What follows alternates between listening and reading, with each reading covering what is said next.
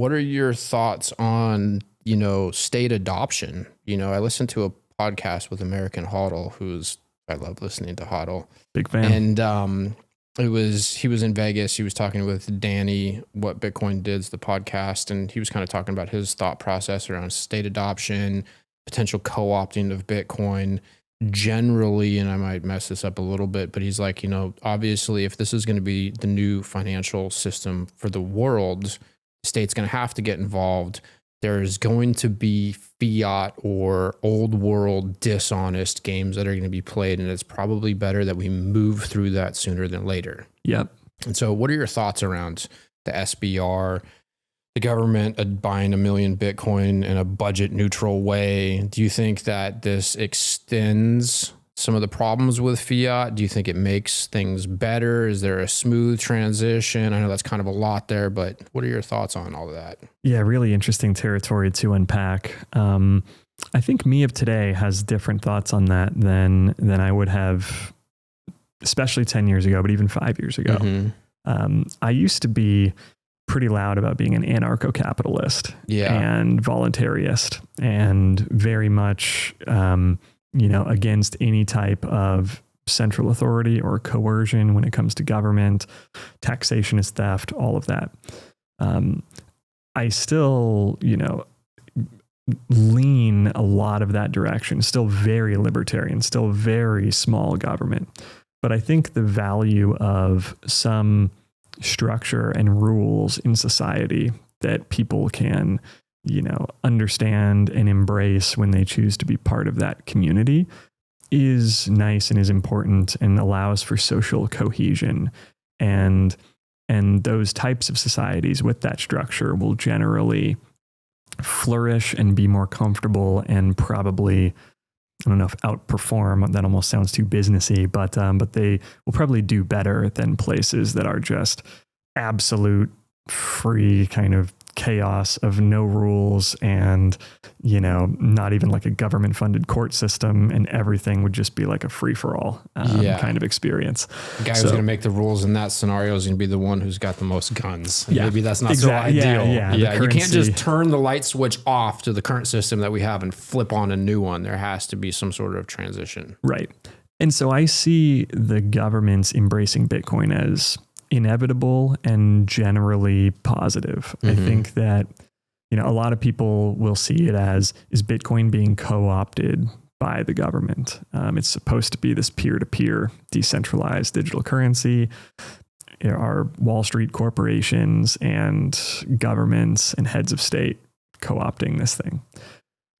And I'm optimistic that that's not the case. We should absolutely stay vigilant about it. That is a strength and unique attribute of Bitcoin relative to all the other crypto projects and other assets you can put money in.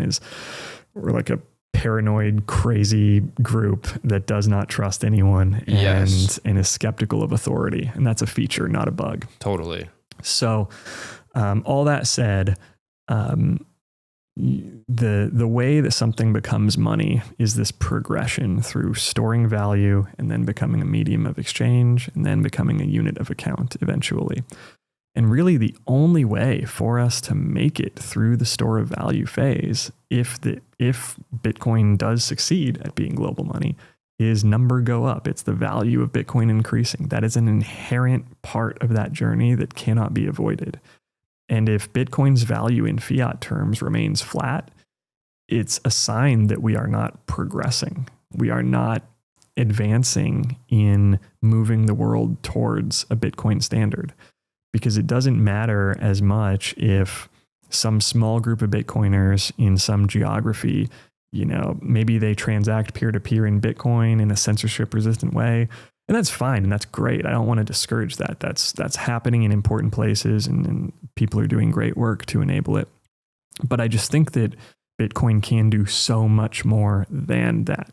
It can, not just be freedom for a small group of philosophically aligned hardcore people who want to go deep and opt into this, but it can also help us free everyone globally from the shackles of central banking, even the people who aren't philosophical about it because they don't understand it. They don't know about all of this. They don't know what central banking is or where a dollar bill comes from. The beauty of it, though, is they don't need to. Exactly. They just need to know, hey, I don't want to be poor, lied to, stolen from, and poisoned. Yes. And I'm going to buy this thing that's going to rip, and I'm going to be able to not have to deal with those issues to the same degree, at least. Yep. And so I think if we're going to make progress towards freeing the world from that type of central banking tyranny, we need capital to flow into this asset.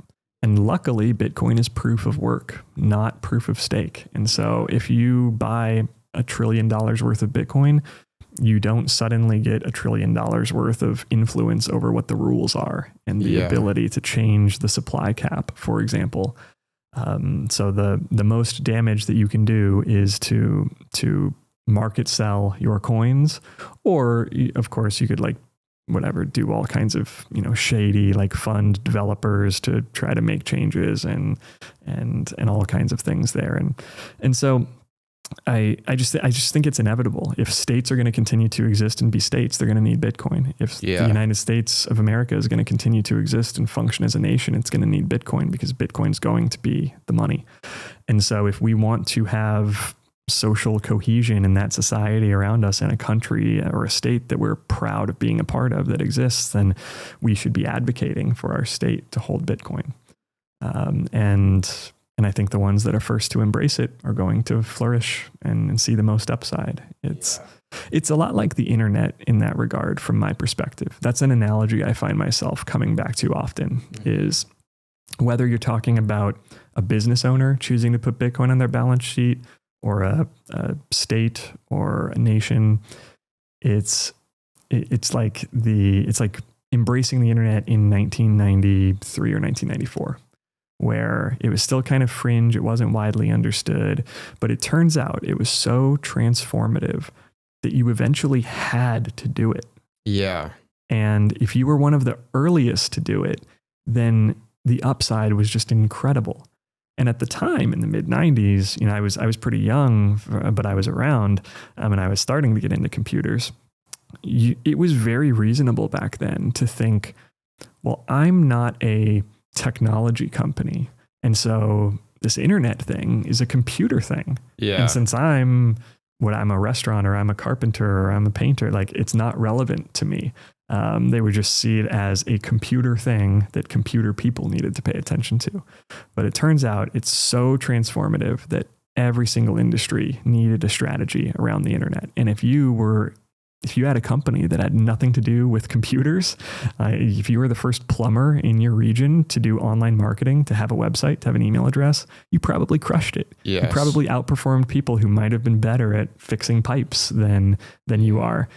And that is true for Bitcoin as well. There will be companies that do incredibly well and are strongly positioned for the next decade because they upgrade to better monetary technology, just like the companies that upgraded to better information technology in the 90s.